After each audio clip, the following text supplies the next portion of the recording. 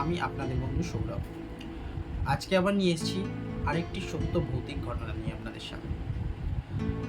বিগত দিনে আমার ঘটনাগুলি ভিউ এবং লাইক কিছুই আসছে না দেখে প্রথম দিকে হতাশ হয়ে পড়েছিলাম, কিন্তু এটা আমার প্যাশান বলে আমি এটা কন্টিনিউ জারি করতে চাই। চলুন আজকের ঘটনা শুরু করা যাক। এই ঘটনাটি ঘটেছিল দুর্গাপুজোর সময়। তখন আমার কাজের ভীষণ চাপ, বাড়ি ফিরতে প্রায় রাত হতো। এরকমই কোনো এক রাতে বাড়ি ফিরছিলাম। তখন বাজে 11:30। রাস্তায় ঘাট ফাঁকা, আর সেই সময় কেউ নেই, চারদিক খালি। আমি ফিরছিলাম। আমাদের এখানে একটি লাল মাটির রাস্তা ছিল, যেটি যেখানে এখন বর্তমানে লাইন পেতে দেওয়া হয়েছে, সেটি বন্ধ হয়ে গেছে। সেখান দিয়ে আমি ফিরছিলাম। সেখানে ফিরতে ফিরতে হঠাৎ আমাদের সেই রাস্তায়, লাল মাটির রাস্তায় যখন প্রবেশ করি, আমি কিছু জিনিস অনুভব করতে থাকি। হঠাৎ আমার নাকে একটা স্মেল ভেসে আসে, যেন একটা সুগন্ধি ধূপ কোথাও দিয়ে জ্বলছে। আমি ওটা গ্রাহ্য করিনি। তারপর কিছুটা যাওয়ার পর একদিকে ঝিলপাড়, অন্যদিকে একটি গাছ ছিল। একটি গাছটি থেকে অনেকগুলি বাদুড় একসাথে উড়ে যায়। ওটা দেখে কিছুটা একা থাকলে যেরকম হয়, গাটা শিউরে উঠলো, যেন রুমটা খারাপ হয়ে ওঠার মতন। তারপর থেকেই একটা অদ্ভুত জিনিস আমি লক্ষ্য করলাম। আমি যতক্ষণ হাঁটছি, আমার পিছন পিছন কে হাঁটছে। আমি যেখানে দাঁড়িয়ে যাচ্ছি সে দাঁড়িয়ে যাচ্ছে, কিন্তু তবু আমার বুকে সাহস হয়নি যে আমি পিছন ফিরে তাকাই। আমি ঠাকুরের নাম নিতে নিতে কিছু এগিয়ে যেতে থাকলাম, কিন্তু আমি স্পষ্ট বুঝতে পারছি যে আমার সঙ্গে কেউ হাঁটছে এবং আমার থেকে খানিকটা দূরত্বে আছে। মানে আমাকে সে চাইলেই হাত দিয়ে ধরে নিতে পারে, কিন্তু সে আমায় ধরছে না। এরকম একটা মুহূর্ত, আর মানে গা হিম করা অবস্থা, গরমে ঘেমে নিয়ে এক এককার অবস্থা হয়ে গেছে। কিন্তু পুরো রাস্তা খালি, কাউকে ডাকতে পারছি না। অন্ধকার, দূরে একটা মালগাড়ি দাঁড়িয়ে আছে দেখতে পাচ্ছি। মালগাড়ির আলোয় আলোয় আরও এক ভয়াবহ পরিস্থিতির সৃষ্টি হচ্ছে। এই অন্ধকারে কোনো ক্রমে কীভাবে যাব, ছুটতেও পারছি না। শরীর এমন হিম হয়ে গেছে যে মনে হচ্ছে আর ছুটেও যেতে পারবো না। যা কিন্তু মনে, বুকের মধ্যে এক ধরপড়ানির মধ্যে যা হোক করে আমি হেঁটে ভগবানের নাম নিতে নিতে, রাম নাম নিতে নিতে এগিয়ে গেলাম। যেতে যেতে এরকম হতে থাকছে, আমি বুঝতে পারছি আমার সঙ্গে কোনো এক ছায়াসঙ্গী আসছে। তারপর কিছুক্ষণ আসার পর আমাদের এখানে একটি কালী বেদি আছে।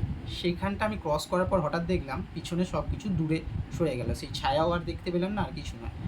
তার পরবর্তীকালে আমি জিজ্ঞাসা করেছিলাম যে এখানে ব্যাপারটা কী, যে কেন এরকম হয়েছে। আর অনেকজনকে জিজ্ঞাসা করেছিলাম, তারা বললো যে এখানে এরকম হওয়ার কারণ হচ্ছে বহু মানুষকে আগেকার দিনে এখানে মেরে ফেলে দেওয়া হতো, কারণ ওখানটা ছিল ভাগাড়।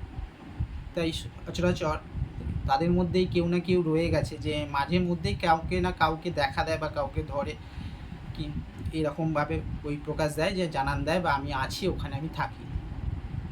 যাই হোক, তারপর থেকে আর সেরকম কিছু অনুভূতি হয়নি, কিন্তু ওখান দিয়ে এলে গাটা শিউরে উঠতো। তারপর এখন তো যাওয়া বন্ধ করে দিয়েছি। তো তারপরে এই ঘটনাটা এখানেই শেষ হলো। আরেকটি ঘটনা আপনাদের সামনে তুলে ধরছি, এটি আমার বাবার মুখে শোনা। এই ঘটনাটি হলো, বহুদিন আগে আমার বাবা আমার মামার বাড়িতে কোনো নিমন্ত্রণ বা অকেশান ওয়াইজ এসেছিলো। তখনকার দিনে জানেন যে বাস বা ট্যাক্সি অতটা ছিল না, ট্রেন চলতো, ট্রেনের ভরসা ছিল। বাবা এসেছিলো, বাবা জানে রাত্রিরে ফিরে যাবে লাস্ট ট্রেন ধরে, কিন্তু রীতিমতো রান্নাবান্না হতে, লোকজন খাওয়া হতে দেরি হয়ে গিয়েছিল। বাবার লাস্ট ট্রেনটা আর ধরার জন্য স্টেশনে গেছিল, কিন্তু সেই ট্রেনটা আন্দুল থেকে আর ধরা হয়নি, কারণ ট্রেনটি বেরিয়ে গেছিলো। এবং বাবা শুধু নয়, বাবার সঙ্গে আরও 2-4 জন লোকও ছিল, যারাও ওই সাঁতরাগাছি স্টেশনে যাবে, তারাও ওই ট্রেনটি মিস করেছিল। সো অত রাত্রে কী করবে, স্টেশনে তো থাকা যায় না। তখনকার স্টেশন তো অত মডুলার স্টেশন নয় যে স্টেশনে রয়ে যাবে। স্টেশনে জানে থাকলে শিয়াল ফিয়াল এসে পা ধরে টানবে টানবে, একটা ভয়ঙ্কর ব্যাপার। তাছাড়া মশা তো জানেন, মশার তো কোনো জন্মান্তর একই রয়েছে। সেই রাত্রিরে তারা মোটামুটি 4-5 জন মিলে হাঁটা দেওয়া শুরু করে। তারা আন্দুল স্টেশন থেকে হাঁটতে হাঁটতে মৌরিগ্রাম স্টেশন যায়। ঠিক আছে, কোনো অসুবিধা হয়নি, হাঁটতে থাকে। তখন 12টা, 12:30 বাজে। মৌরিগ্রাম স্টেশনটা ক্রস করে যে আরেকটু এগোবে, দূরে দেখতে পায় যে কিছু একটা আলো জ্বলছে। তারা প্রথমে ভেবেছিল যে হয়তো মালগাড়ি আসছে বা মেল আসছে, কিন্তু তা নয়। কিছুক্ষণ যাওয়ার পরেই তারা আরেকটু এগোতেই দেখতে পায় কিছু মানুষের মতন আসছে, যাদের মাথা নেই।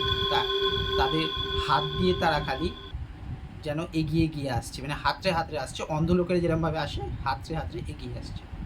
তাদের বাবাদের মধ্যে একজন লোক ছিল যার একটু জ্ঞান ছিল, সে বললো ওগুলো কন্দকাটা। মানে জানেন কন্দকাটা বলতে কি, যেগুলো এই অ্যাক্সিডেন্টালভাবে মরে রেলের মধ্যে, তাদের তো আত্মার তৃপ্তি হয় না, 12 বছর ধরে তারা সেখানেই রয়ে যায় অতৃপ্ত আত্মা হয়ে, তারাই এই কাণ্ড করে। তো তাদের একটাই বিষয় হচ্ছে তাদের কোনো চোখ নেই, তারা দেখতে পায় না, তারা হচ্ছে শব্দ শুনে যায়।